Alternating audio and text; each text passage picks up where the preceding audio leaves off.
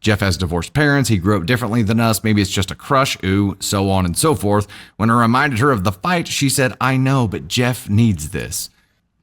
When did your sister informally adopt Jeff? And also, if your sister is informally adopting Jeff, shouldn't she do something about his shithead, physically abusive attitude to other human beings?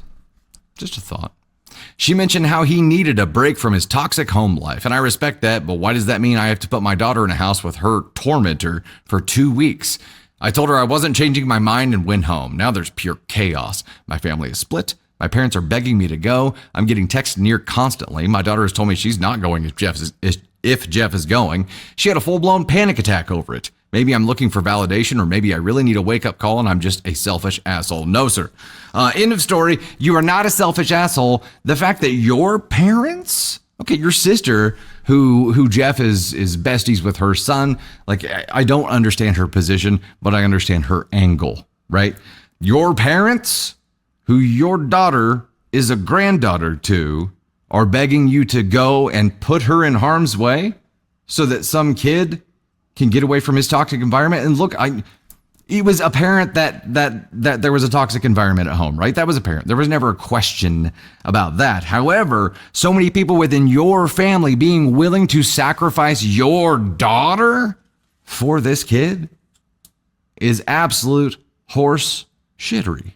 It's not okay. You are NTA here. I was hedging a little bit of risk here, hedging against risk by saying ESH because I don't know why. I regret it now. I regret not going full NTA from the get-go here. It's your kid. You get to make decisions based on prioritizing your child's safety. This is not like, hey, they don't get along, they bicker, they argue. No, this kid physically assaults her. And your parents are still like, yeah, come on, just go. Just go. The hell is wrong with you? What would you do, Candy Thunder? What would you do if this was one of our kids and one of our family members was like, oh yeah, Blackjack Randall, he's coming too. Oh God. Here's the thing. Bullying is one of those things that just sets me off. I was hardcore bullied in high school. It is something that you never forget. It stays with you for your life. That trauma, that baggage, it's always there. Ava was bullied in elementary school by a girl, and it was nonstop torture. It changed who she was as a person, and she's just now finding herself again. Parents have to do better. It starts at home, and that's my opinion, but parents have to do better and stop breaking your children before they have a chance at life, and stop making this kind of behavior okay, because it's not okay. It is never okay. And for your family not to back you up, not to be on your daughter's side, their family, they're okay with this kid torturing a girl and then putting them in the same house together for 2 weeks tells you all you need to know about being in your family's life. If they are if they're okay with bringing this kid on vacation, knowing what he's done to their granddaughter, their niece, then what the are you doing? Even entertaining the idea of staying in your family's lives, because that would be a hard pass for me. Yeah. And I don't say that lightly at all. There is no way I would ever tolerate this ever. I would freak the out on my family for this, because I cannot, you can tell, it triggers me, it bothers me. I just have a zero tolerance for any kind of bullying behavior. It just pisses me the off. Sorry, that's really aggressive, but that's how I feel. So aggressive. I know. So aggressive. You just never forget it. And I know this is my trauma, but it never goes away. Those feelings of how those people made you feel, and thinking about all the things that you would say to those people, it's constant trauma that you're never going to forget. And to inflict that on their granddaughter, that's unforgivable, in my opinion. Also, it goes back to the whole the tree remembers what the axe forgets thing, right? Mm-hmm. Jeff will forget what he's done to this poor girl. Jeff could give a shit less. He's just found an easy target to take out his ire on, because he's absolutely miserable at home. and needs someone else to be Right. in absolute misery for him. And look at the depth of that misery, like the lengths he has gone to kind of reflect the amount of the level of misery that he's experiencing at home, right? It's wild. It is absolute wild.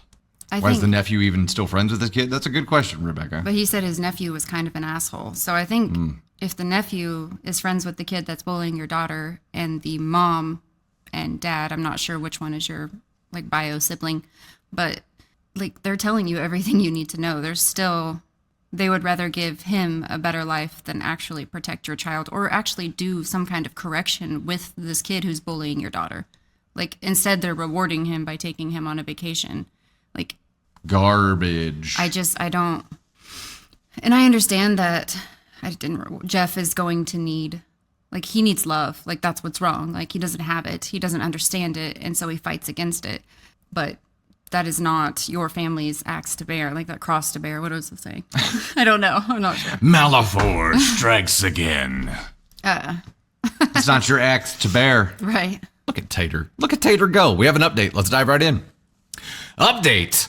Hey, everyone. I hope you're good. I have an update/resolution that I figured I'd share, though truth be told, it's a bit anticlimactic. Before I start, I want to say thank you for anyone who put in their 2 cents. I appreciate all of the comments, though I got overwhelmed with attention very quickly.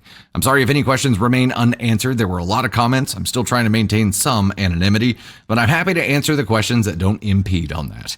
Night before last, my 3 siblings, their spouses, and my parents all gathered at my sister's house to talk this through. I very immaturely sort of walked in with a mild attitude. I knew I wasn't going to change my mind. I felt like this was a waste of time, but my daughter keeps expressing to me how badly she wants to go on the trip, so I went. It started off with my sister and my mom crying and just asking me to go, but that got shut down really fast by pretty much everyone else. My sister expressed that she just felt so bad for Jeff. Again, he's lower class with a mother who treats him like a baby and father that doesn't care. She mentioned that Jeff and Emily have been polite to each other in the presence of family and figured they were getting over their issues. I did find out that the waiver he was on extended to his tuition, despite being told that it was for his uniforms and school supplies, so my apologies on an incorrect comment that I made. Regardless, she was trying to convince me and my entire family to allow Jeff to come. I really don't get it, and I am the person who can experience empathy, sometimes to a fault. But for the millionth time, my empathy towards Jeff and his situation does not overpower my need to protect my daughter. As her only parent, it is literally my duty to make sure she is safe, and this is not safe. Thanks to a comment, I did say, my daughter does not feel safe around Jeff. To which my brother-in-law, the sister in question's husband, replied, well, that settles it. The fact that you had to say that out loud to get it through your family's thick skulls is a problem. The only adult who wanted Jeff to go was my sister. The only people who wanted me to compromise and go and ignore Jeff were my mother and sister-in-law. Everyone else was adamant that Jeff did not go. No one knew he was invited, and it wasn't until I sent in the group chat that I would not be attending because of Jeff's presence that anybody, including my sister's husband, knew Jeff was going. Well, hold up. Your sister made this call without even talking to her partner about it? He didn't even know that he was going to be in charge of and liable for another party, a troubled other party. Well, that's a red flag. My father, who is actually a therapist, has been ridiculously supportive throughout this whole thing. He explained his reasonings for not wanting Jeff to be there, besides the obvious. Most notably, and as many others, including myself, have pointed out, he started bringing up the subject of SA. My nephew mentioned to him that Jeff does not like Emily, and if his mind's... Get out of here, bug! Random bug in the middle of December? What is happening here? My nephew mentioned to him that Jeff does not like Emily, and if his mindset is as dysfunctional as we are led to believe, he's not currently capable of expressing that to Emily in a healthy way, which could lead him to attempting to SA her. Note, my sister tried to I told you so about the crush, but I literally laughed at her. I really honestly don't care if he has a crush on my daughter. He's so awful to her. She takes it like a champ. She holds her head up high, and I'm so proud of her for that, but that doesn't change the fact that Jeff has been sincerely awful to her, and that makes me sick. It was ultimately decided that Jeff was not going. Thanks to another comment that I saw, I did tell her that she was doing a great thing by trying to help this boy, but her niece came before him in this situation. I brought up that Jeff might retaliate against Emily, again thanks to another comment, for being disinvited, so we did come up with a plan, sort of. My nephew had to tell him at school the next day that Jeff was no longer invited because he didn't want him and Emily to get into a fight. I thought that was a dumb plan, I'm not going to lie, but as long as the blame was off of Emily, I didn't care. We left for the night. Both Emily and I hugged my sister. Hold up. There's no way Nephew is going to say this and say what you guys want him